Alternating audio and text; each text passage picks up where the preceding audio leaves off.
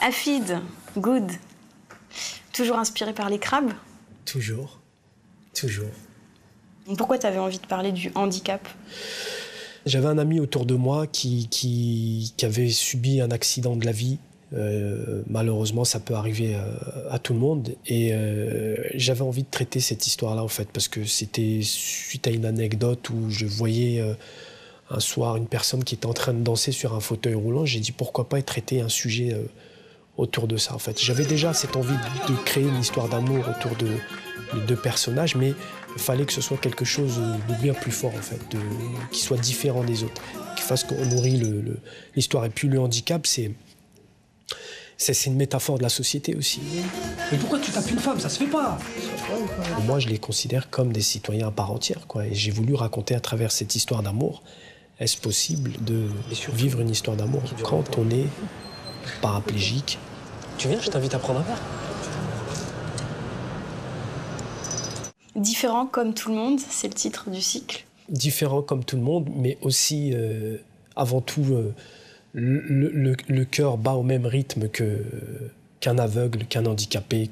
Et t'as écrit ça suite à un chagrin d'amour? Exactement. Ah oui.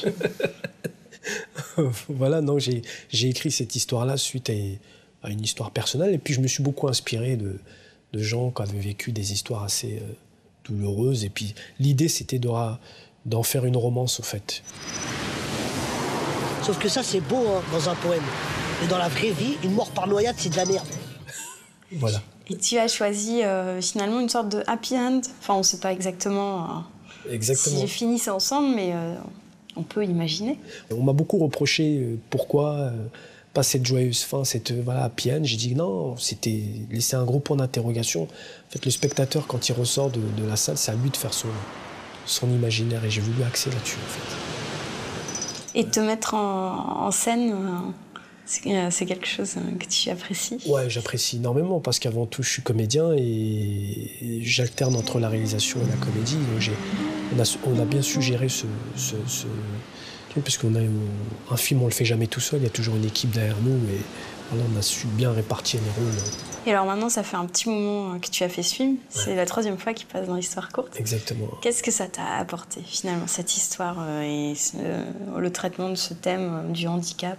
Eh ben, c'est marrant parce que, sans être prétentieux, c'est pas le même sujet, mais c'est similaire un petit peu avec Intouchable. C'est vrai. Ah, merci Samir. T'as du cran. Mais même si je suis diminué, je ne suis pas un homme à moitié. Il y a énormément de belles choses à raconter autour de cette thématique du handicap. Et voilà, ça a été une expérience humaine magnifique. Et maintenant, c'est la route du long, on l'espère.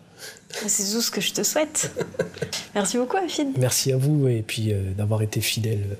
Écoute, jusqu'au bout.